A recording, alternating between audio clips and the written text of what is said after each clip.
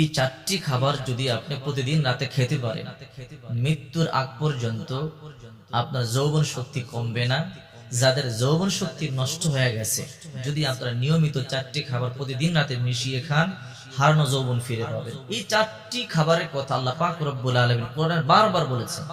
রাসূল পাক সাল্লাল্লাহু আলাইহি ওয়াসাল্লাম হাদিস শরীফের মধ্যে এই চারটি খাবারের কথা বারবার বলেছেন।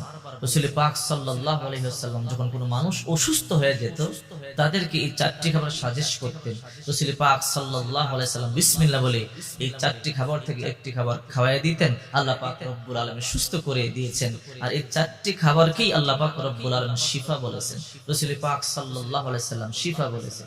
দেখেন, যৌবন মানুষের ইম্পর্টেন্ট একটা জিনিস। যার যৌবন নাই তার মতো পোড়াকো বলার কে আছে? আজকে দূষিত আবহাওয়া, অপুষ্টিকর খাবারের কারণে আজকের যুব সমাজ অতি অল্প বয়সে যৌবন শক্তি হারায় ফেলতেছে, যৌবন শক্তি নষ্ট হয়ে যাচ্ছে। তবে যদি আপনি অবস্থাতে যদি এই চারটি খাবার নিয়মিত প্রতিদিন রাতে মিশিয়ে খেতে পারেন, তাহলে ইনশাআল্লাহ মৃত্যুর আগ পর্যন্ত, যতদিন আল্লাহ আপনাকে হায়াত দান করেন, 80 বছর বয়সও আল্লাহ পাক রব্বুল আলামিন আপনার যৌবন শক্তি ঠিক রাখবেন, যদি আপনি নিয়মিত এই খাবারগুলো খেতে পারেন। এর মধ্যে এক নাম্বার হলো কানি জিরা। বুখারী শরীফের 5285 নাম্বার হাদিস, বিশ্বনবী মুহাম্মদ রাসূলুল্লাহ সাল্লাল্লাহু আলাইহি ওয়াসাল্লাম বলেন, ইন্না হাযিহিল হাব্বাতাস সাওদা শিফাউম মিন কুল্লি দাইন। এই কালিজিরা সমস্ত রোগের ঔষধ, সাম ব্যতীত। সাহাবায়ে কেরাম বলে, ইয়া রাসূলুল্লাহ, সাম কাকে বলে?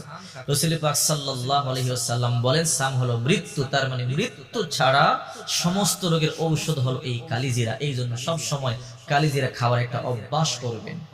বুখারী শরীফের 5285 নম্বর হাদিস, খালিদ ইবনে আব্দুল্লাহ রাদিয়াল্লাহু তাআলা আনহু থেকে বর্ণিত। তিনি বলেন, আমরা একবার যুদ্ধের ময়দানে ছিলাম। তো আমাদের একজন সঙ্গে অসুস্থ হয়ে পড়লো, আমরা তাকে মদিনায় নিয়ে আসলাম। তখনও তিনি অসুস্থ ছিলেন। ইবনু আতিক রাদিয়াল্লাহু তাআলা আনহু দেখবার জন্য আসলেন। আসার পরে বললেন, তোমরা যখন অসুস্থ হবে তোমরা কালিজিরা খাবে, তোমরা সব সময় তোমাদের সাথে কালিজিরা রাখবে।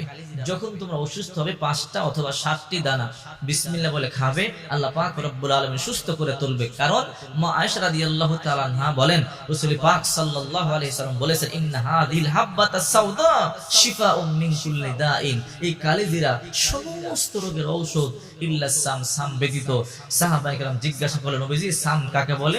নবীজি বললেন, মৃত্যু। তার মানে মৃত্যু ছাড়া যত রোগ এই দুনিয়াতে আছে, দেখা রোগ না দেখা রোগ, সমস্ত রোগ, ছোট রোগ বড় রোগ, নতুন রোগ পুরাতন রোগ, রাসূল পাক সাল্লাল্লাহু আলাইহি ওয়াসাল্লাম বলেন, এই কালিজিরা সমস্ত রোগের ঔষধ। আপনি ঘরে কালিজিরা রাখবেন, যখন আপনি অসুস্থ হবেন বিসমিল্লাহ বলে কালিজিরা খাবেন, বিশ্বাস রাখবেন আল্লাহর উপরে, রাসূলের উপরে, অবশ্যই আল্লাহ পাক রব্বুল আলামিন আপনাকে সুস্থ করে তুলবে। 2 নাম্বার হলো খেজুর। এই খেজুর সম্পর্কে আল্লাহ পাক রব্বুল আলামিন কোরআনে বারবার বলেছেন এই খেজুর জান্নাতি খাবার। শুধু কোরআনেই নয়, হাদিস শরীফের মধ্যে রাসূল পাক সাল্লাল্লাহু আলাইহি ওয়াসাল্লাম বারবার বলেছেন। সূরা মারইয়ামের 23 নম্বর আয়াত দেখেন, فأجاءها المخاض إلى جذع النخلة قالت يا ليتني مت قبل هذا وكنت نسيا منسيا فناداها من تحتها ألا تحزني قد جعل ربك تحتك سريا وهزي إليك بجذع النخلة تساقط عليك رطبا جنيا। ঈসা আলাইহিস সালামের মা মরিয়ম আলাইহিস সালাম যখন অলৌকিক ভাবে গর্ভে সন্তান ধারণ করলেন, পেট একটু বড় হয়ে গেল, চিন্তিত হয়ে পড়লেন। এই হ্যান পরিস্থিতিতে আমি মানুষদেরকে কি জবাব দেব, মানে জিজ্ঞাসা করলেন বাবাকে কি বলবো। সেজন্য এলাকা ছেড়ে উনি পলায়ন করলেন, দূরে কোথাও চলে গেলেন। فأجاءها المخاض إلى جذع النخلة। প্রসব বেদনা তাকে একটা খেজুর বৃক্ষের নিচে আশ্রয় গ্রহণ করতে বাধ্য করলো। قالت يا ليتني مت قبل هذا وكنت نسيا منسيا। তখন তিনি বলতেছিলেন, হায় যদি এর আগে যদি আমার মৃত্যু হয়ে যেত, অথবা মানুষের জীবন থেকে যদি আমি বিলুপ্ত হয়ে যেতাম, এটা আমার জন্য ভালো ছিল। আমার এই অবস্থা, আমি মানুষকে কি জবাব দেব, এই সন্তানের পিতাকে কি বলবো আমি? فناداها من تحتها ألا تحزني قد جعل ربك تحتك سريا। নিম্ন দেশ থেকে ফেরেশতারা আওয়াজ দিল, হে মারিয়াম, তুমি চিন্তিত হয়ো না, তোমার পায়ের নিচে আল্লাহ পাক রব্বুল আলামিন একটা নহর জারি করে দিয়েছেন। ওহুজ্জি ইলাইকি বিজদাইন নাখলা তুসাকিতু আলাইহি রুতবান জানিয়া, আর তুমি যে খেজুর বৃক্ষের নিচে আছো এর কাণ্ডে তুমি নাড়া দাও, সুপক্ষ খেজুর পতিত হবে, তুমি পানি পান করো। ফাকুলি ওয়াশরাবি ওয়াকরি আইনা, তুমি এই খেজুর বৃক্ষ থেকে খেজুর খাও, পানি পান করো, তোমার চক্ষু শীতল করো। তার মানে এই খেজুরের কথা আল্লাহ পাক রব্বুল আলামিন কোরআনে বলেছেন, যতই ক্ষুধার্ত হবেন আপনি 2-4টা খেজুর খেলেই আল্লাহ পাক রব্বুল আলামিন দ্রুত আপনার তৃষ্ণা, আপনার ক্ষুধা নিবারণ করে দিবেন। এই খেজুরের কথা আল্লাহ বারবার বলেছেন। 2 নম্বর খাবার হলো খেজুর। মারিয়াম আলাইহিস সালামের প্রচন্ড ক্ষুধার্ত অবস্থায়, ওই অবস্থায় আল্লাহ পাক রব্বুল আলামিন মারিয়ামকে এই খেজুর খাওয়ার কথা বললেন। আল্লাহ পাক মরা গাছে, যে গাছে খেজুর ছিল না, ওই গাছে মারিয়ামের জন্য খেজুর ফলালেন। আল্লাহ পাক ওই সময় অন্য কোনো খাবার দিতে পারতেন, কিন্তু খেজুরটা কল্যাণকর হবে বলেই আল্লাহ পাক রব্বুল আলামিন খেজুর দিয়েছেন। মনে রাখবেন, 1 নম্বর কালিজিরা, 2 নম্বর খেজুর, 3 নম্বর হলো মধু। মধুর ব্যাপারে সূরা নাহালের 68-69 নম্বর আয়াতে আল্লাহ পাক রব্বুল আলামিন বলেছেন, ওয়া আওহা রাব্বুকা ইলান নাহলি আন ইত্তাখিযি মিনাল জিবালি বুয়ুতা ওয়া মিনাশ শাজারি ওয়া মিম্মা ইয়া'রিশুন সুম্মা কুলি মিন কুল্লি সামারাতি ফাসলুকি সুবুলা রাব্বিকা যুলুলা।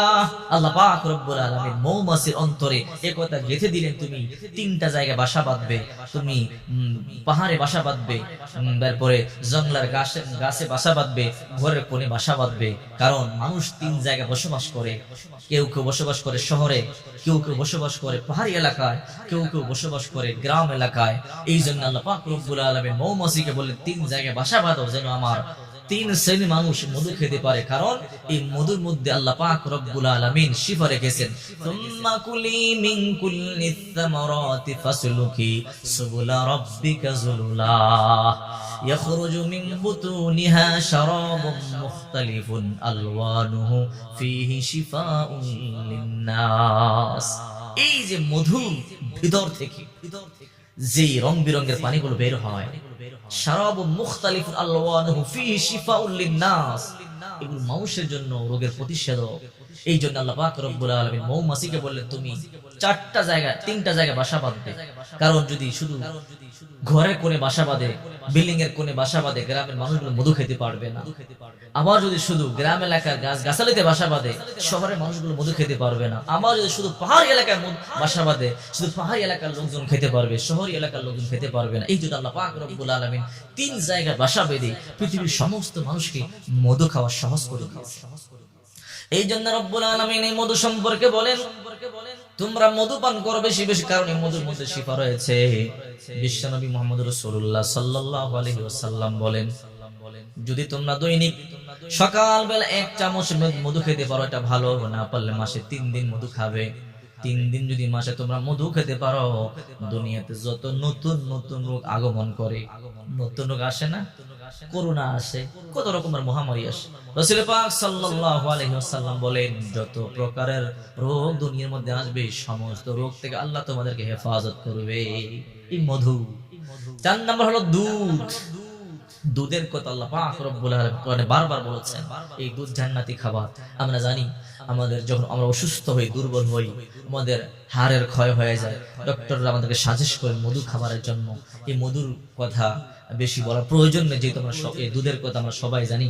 এই দুধের নহর আল্লাহ পাক রব্বুল আলামিন জান্নাত আমাদেরকে দান করবেন। তো প্রতিদিন রাত্রিবেলা এই কিছু কালিজিরা, কিছু মধু, কয়েকটা খেজুর এবং এগুলোকে ভালো করে পিষে, সুন্দর করে পিষে 1 গ্লাস দুধের মধ্যে মিক্স করে রাতের বেলা যদি আপনি এই গরম দুধটুকুন আপনি পান করতে পারেন, প্রতিদিন রাতে যদি আপনি এইগুলো পান করেন, ইনশাআল্লাহ দেখবেন আপনার দেহের দুর্বলতা দূর হয়ে যাবে, দেহের ক্ষয়রোগ দূর হয়ে যাবে, চোখের জ্যোতি যাদের কমে যায়, জ্যোতি আস্তে আস্তে বেড়ে যাবে।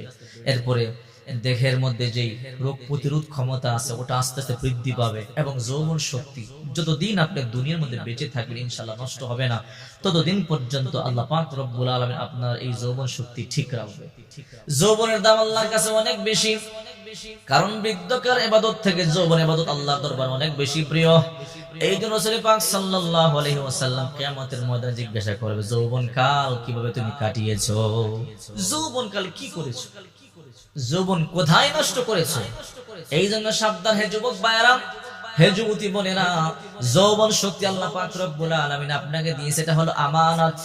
এমন মানুষ আছে অল্প বয়সে আল্লাহ পাক রব্বুল আলামিন যৌন শক্তি নষ্ট করে দিয়েছে, ডাক্তারের কাছে দৌড়াদৌড়ি করে, কবিরাজের কাছে দৌড়াদৌড়ি করে, কিন্তু মনের মধ্যে বড় দুঃখ, ঘরের মধ্যে অশান্তি, সংসারে অশান্তি। যৌবন যারা নাই তার মধ্যে পড়া কপালে এই দুনিয়ার মধ্যে আর কেউ নাই। এই জন্য সাবধান। রাসূল পাক সাল্লাল্লাহু আলাইহি ওয়াসাল্লাম বলেন, এই চারটি খাবার তোমরা সব সময় খাবে। এই চারটি খাবারের মধ্যে প্রচুর শক্তি রয়েছে। হাদিস শরীফের মধ্যে যেমনি ভাবে রাসূল পাক সাল্লাল্লাহু আলাইহি ওয়াসাল্লাম খাবারগুলোর কথা বলেছেন, এবং কোরআনের মধ্যে আল্লাহ পাক রব্বুল আলামিন এগুলোর কথা বারবার আলোচনা করেছে। এই চারটি খাবার প্রতিদিন রাতে একত্রে মিশিয়ে আপনি খাবেন, টেনশন নাই। আল্লাহ পাক রব্বুল আলামিন মৃত্যুর আগ পর্যন্ত আপনার যৌবন ঠিক রাখবে। আপনি খাওয়া শুরু করেন, আপনি খেলেই বুঝতে পারবেন